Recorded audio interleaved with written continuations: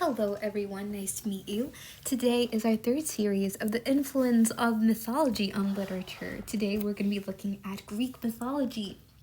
Okay, let's look right into it. Greek mythology is obviously well known. It is one of the most influential literary and cultural traditions in human history, and it has myths, legend, religious stories, and all almost everything that explains the origins of the world, the lives of the god, the experiences of us mortals, of individuals. It really remains the cornerstone of Western thought. These myths were passed down orally before being recorded in literature, in written text, and it has become the foundation of a lot of the literature, philosophy, and storytelling, not only of Greece, but of later centuries and here in the United States and different countries across the world. Themes such as fate, hubris, heroism, and divine intervention are deeply embedded within these myths, and these continue to reflect the value of ancient Greek society. And so it becomes a key for understanding how life was back in the old days in Greece. And so we're going to be looking at the influence of Greek mythology on its literature, from the poetry of Homer to the adaptations of literature, film, and arts. And just as a head up, also we looked at literature across Europe, in Greece as well. Look there for more information into how literature progressed across the timelines. So Greek mythology, it really developed as a way to explain the different natural phenomenon in the world with disasters and human nature and divine influence. So it has battles, it has powerful gods, very, very famous gods, as we know. They're very angry, very vengeful sometimes. We have tragic heroes, we have crazy epic battles, and there are continued stories of fate and destiny, hubris and retribution, and a hero's journey with heroes like Hercules, Perseus, and Odysseus. And we also have downfalls with myths such as Icarus, who flew too close to the sun. We have most of our metaphors coming from Greek mythology. We have myths like Oedipus and Achilles that just cannot be forgotten. We have the Trojan War, for example, gods intervening in human affairs and taking sides and manipulation. And it's really interesting that the gods here aren't good gods. They're not like perfect gods, but they are very much like human beings. They resemble us a lot in terms of being revengeful, in being angry, in being emotional. They are very, very human-like, and that's something that is an appeal to a lot of modern writers as well. Okay, so we're going to be looking at two literature, the Iliad and the Odyssey, that was primarily the start of Greek mythology. Okay, so the Iliad. I think we covered this quite extensively in literature around Europe as well. But both were written by Homer, and we will talk more about him. But Homer was an amazing literary figure of antiquity. His epic poems, the Iliad and the Odyssey, was both composed around the 8th century BCE, and it remains a foundational text to Western literature. Like, if you read a classic book, what we consider to be a classic book, like 3 times out of 100, which is like a lot of times, you will see a reference to Homer. Like all these thousands of years later, you will see Homer in our literature today, in our storytelling, in our characters, in our poetry and writing. Okay, so back to Iliad. Let's look at the Trojan War, because the Iliad was written during the crucial period of the Trojan War. So it focuses on the wrath of Achilles and the conflict with Agamemnon and the eventual death of the hero Hector. And so it explores the themes of honor, revenge, and the brutality of war. And here, the god kind of plays a significant role in the narrative. They directly influence the battle, as many of you know, and shape the fates of the hero. And so the kind of mythological themes here is the pursuit of glory and the measure of a hero's legacy, much like what we saw in Norse mythology as well. These heroes and those heroes were often met with inevitable death and destruction, much like the heroes in Greece literature. I think it's like in a lot of contemporary literature, you will see heroes triumphing. in the face of danger.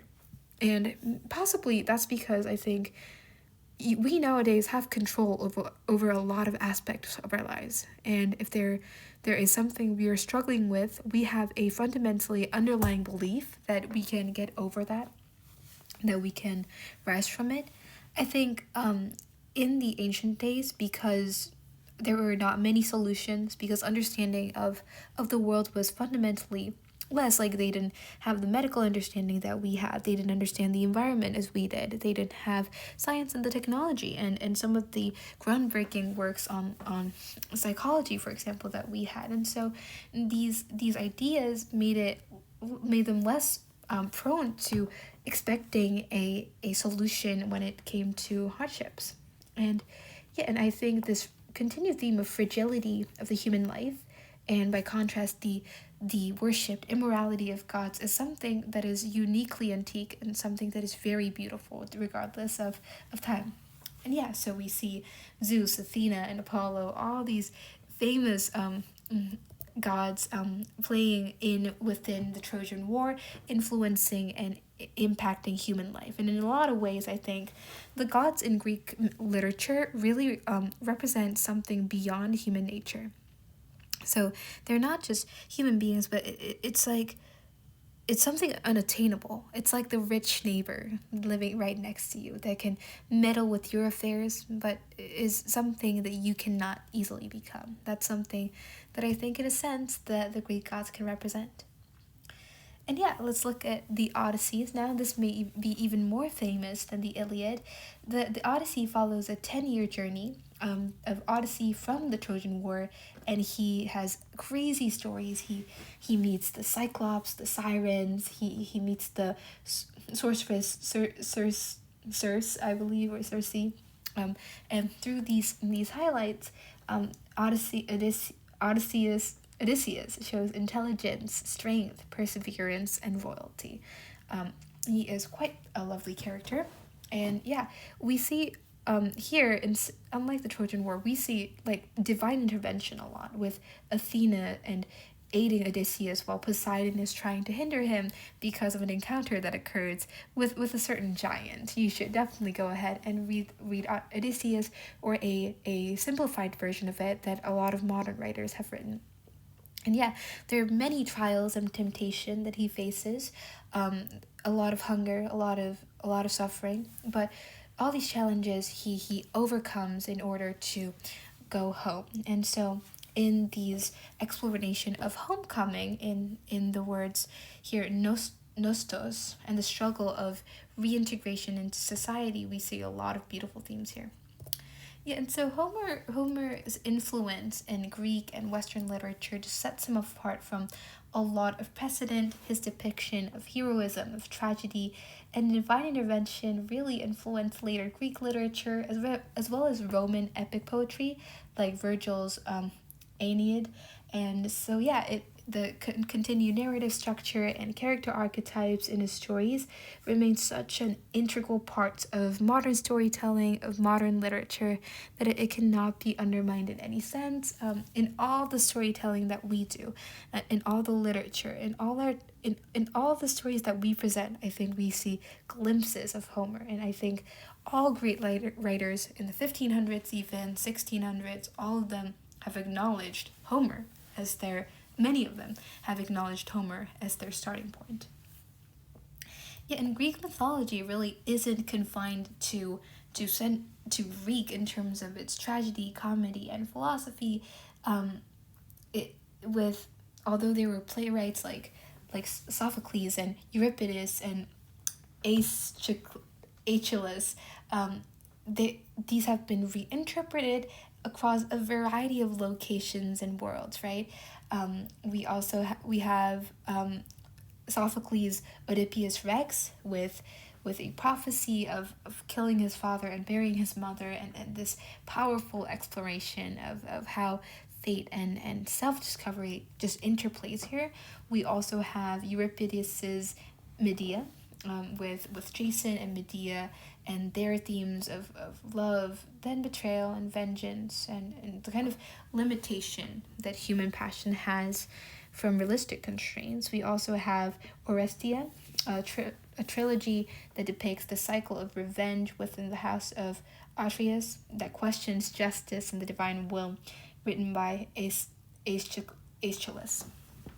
Yeah, and so Greek comedy also is shown in satire, particularly in works like the Frogs, and with characters like Dionysus navigating the underworld in very humorous ways.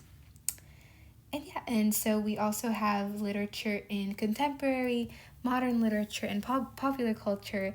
I think a lot of you guys know Rick Riordan's Percy Jackson series that is a reimagining of Greek myths into modern storytelling that brings mythology to a new generation currently.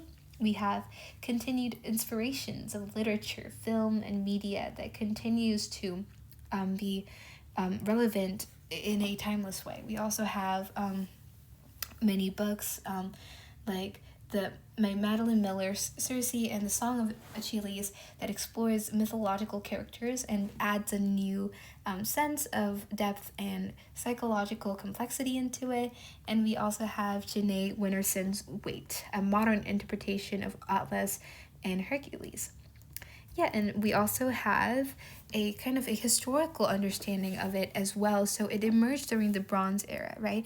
And so it was written during a time when there was intense warfare between the city-states, and there were a lot of rivalries, and these rivalries are used in a lot of the mythologies in here. It also influenced philosophers like Plato and later Roman writers to write about it. And yeah, and so Greek mythology continues to have influence beyond antiquity in cementing their place in European and worldwide literature. We have films and television of Troy, a Hollywood retelling, Wonder Woman, also drawing from Greek mythology, particularly Ares and the Amazons. We also have Clash of the Titans, a cinematic adaptation of the Perseus myth. And yeah, so all these ideas. And we also have a psychological theory called the Oedipus complex that was introduced by Sigmund Freud, I believe. And it's derived from the tragic myth of Oedipus. Jung's theory of archetypes also draws from mythological figures and human psychology and storytelling structures. And yeah, so Greek mythology just continues to shape literature, philosophy, and culture over 2 millennia. Isn't that crazy that a writer writing in 13th century BCE can impact us all the way here in the 21st century? Yeah, from Homer's epic poetry to contemporary novels, we continue to see the fundamental, unchanging insight into human nature, morality, and the struggles of existence. Isn't it just crazy that human beings lived like all the way back there with like the timeless themes of fate, heroism, and divine influence continue struggle to understand those things, continue essential components of today's literature and today's life, and it is we're just trying to always evolve to retain the fundamental truth of the world into literature. Yeah, and as literature and media continue to evolve, the Greek mythology will always remain a wellspring of inspiration to all writers, all content creators, and we'll be able to prove that these ancient stories aren't just relics of the old past that no one visits anymore, but are living narratives, much like the Norse mythologies that continue to shape today's imagination. Thank you so much for joining me, guys, in yet another mythology video. I think our next one is going to be actually a very interesting one too. I'm very excited to present you with those as well. And yeah, and I hope that we can continue to learn with these themes. I'm very excited to present this to you guys, and I just hope that I'll be able to continue to share with you guys and all these different things. Thank you so much. Stay curious, and bye-bye.